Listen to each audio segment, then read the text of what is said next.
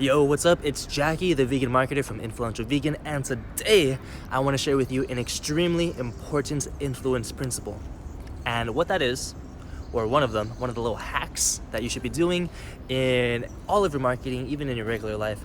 And what this hack is social proof. So you've probably heard of it, but I'm going to explain it in a way that you probably aren't using and can benefit from. Okay, so really quickly, I want to share with you a story about a microphone that I bought a few days ago. And the interesting thing about this was that I bought this on Amazon. Like a lot of people buy a lot of things. And of course, I shop on Amazon, right? And I was looking at these different microphones. And the thing that made it so difficult was that they all seemed exactly the same. They all seemed to have the same features. They even looked the same, right? One maybe had a pouch or features or whatever else.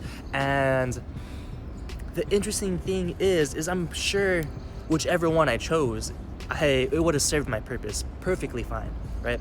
And the thing about that though was I didn't choose the one that had the best features, the one that was the cheapest even. I chose the one that had the most reviews, and not just the most reviews, but the most reviews while having a relatively high, star counts or whatever it is, above 4, 4.5, whatever it was. And you're probably thinking, Jackie, oh my goodness, I know how this works. I shop on Amazon and I buy my stuff the exact same way. Well, that's the point I'm trying to make here, is that we all buy stuff based off of reviews. We buy stuff based off of what other people have to say about it, and not just one person or two people, but ideally the more the better, right? Because in at least the way we buy things, there's safety in numbers. If a lot of people review it very highly, and a lot of them say it's very good, it's, in our heads, very likely that it's going to be good for us, right? And that's social proof applied in e-commerce, right? It's applied in Amazon, and that's a very obvious way of understanding social proof, right? It's the more people that say it's awesome, the more people that say it's really great, the more likely we are to trust it and buy it. And to the point where I bought this mic that I'm using right now over another one, over its competitors, because it had more social proof, because it had more reviews, because I think the reviews might have been the rating might have been the same, but the amount of reviews were way substantially more. And that is powerful to understand, right? But okay, what if I don't have that? Like most of us don't. We don't have a product like that on Amazon.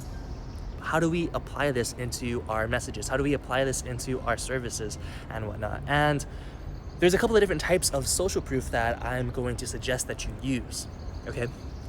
So first, there is the communal or the community type of social proof. And this is kind of the social proof I was telling you about as far as on Amazon, right? Where the more, the better.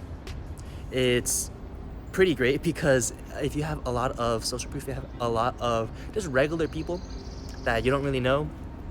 They're just regular people, right? If they don't have any bias per se or whatever else, right? But the thing that makes them very powerful is that you can get a lot of them, right? And when you get a lot of these people and you get a lot of good reviews, you get a lot of good social proof from just having the regular person or a lot of regular people say that your stuff works, then that's going to build additional trust. That's going to be one of the greatest things you can do to sell anything, right?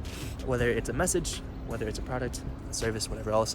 And you have to understand though that that's just one level of it, right? That's only one type of social proof. And some other social proof that I think are extremely important that you should definitely use. And okay, so what I was telling you about right now, that could be used as testimonials, right? Reviews, testimonials, all that other stuff are amazing ways to introduce that community type of social proof. But there are two other ones that I really want to share with you. And the second one that I want to share with you is called aspirational social proof, right? So this is a type of social proof where it's kind of like a testimonial, but the thing that makes it different is that it's from someone who is in your target demographic mind, right? In your target demographic's mind, this person is someone they want to be like. This is someone that they admire, someone that they trust more than just the regular person. So you can leverage aspirational social proof not just through getting a testimonial, while that would be amazing for, someone that they really like to say like, oh dude, you're awesome, right? You don't have to do that.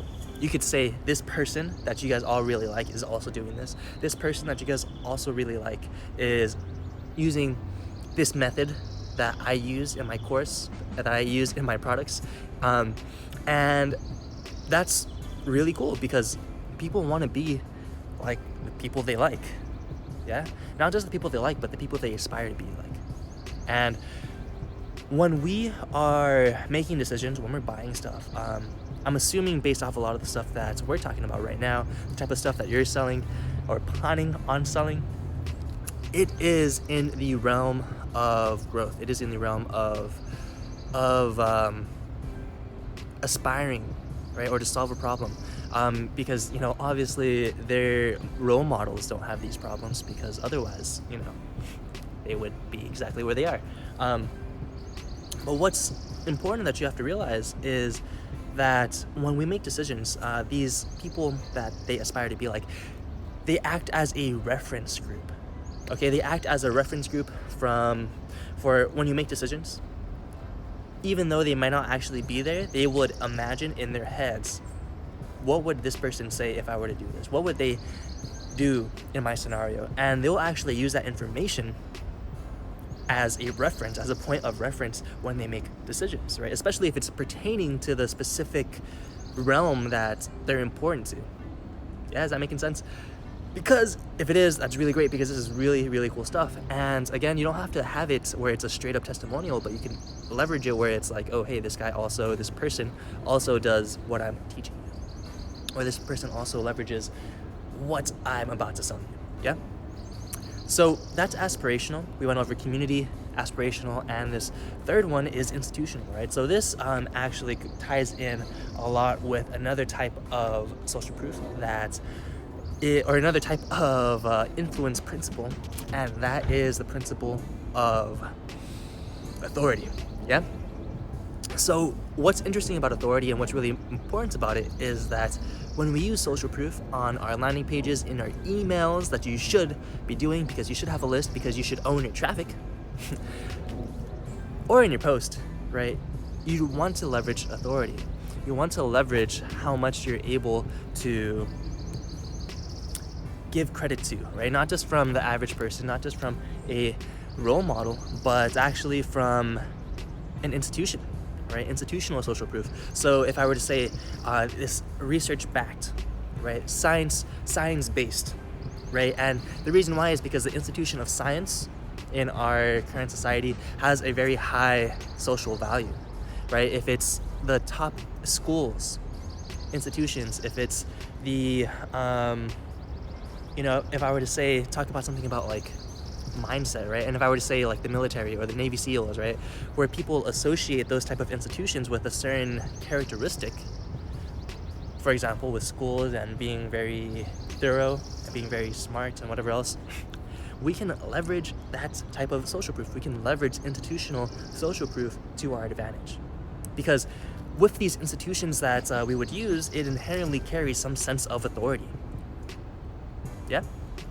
It inherently carries some sense of authority, and that is really powerful because you can say stuff like, the top schools, the top athletes of all these schools do this, right? Or the top organizations that win every Olympic gold medal do this, or whatever else, right? You can use your imagination, and that is also really powerful. And I would highly suggest, you don't have to use all three in every single thing that you do, but if it's a long form sales page, why not use all three? If it's a Instagram post, a Facebook post, a YouTube post, why not use one of the three or two of the three, or not, all three of the three? And if you're sending out emails, which you should, again, because you should be owning your traffic, not renting your traffic from Mark Zuckerberg. You should be owning your traffic, so you should be sending emails. You could definitely 100% leverage this type of social proof before you send an offer. Okay? And that's really, really powerful. That's really, really important to use, because if you're not using it, it's such an easy, psychological hack, right? Because people have grown in society as people have learned to shortcut their brains to have to do less deliberate effort. You know, because for me to have gotten the mic that I was talking about earlier, I could have gotten all three, or however many I was looking at, tried each one, and then see for myself which one I liked, right? That would be the best way, so to speak, right? But I did not, 100% did not want to have to go through all that work, all that trouble, all that time. So in order for me to save energy, I actually just based my decision off of a key few things that I like deliberately looked at, and then the majority of my decision was based off of social proof.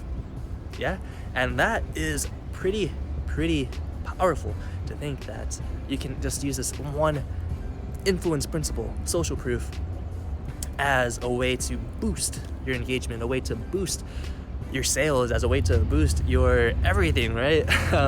Your trust with your community.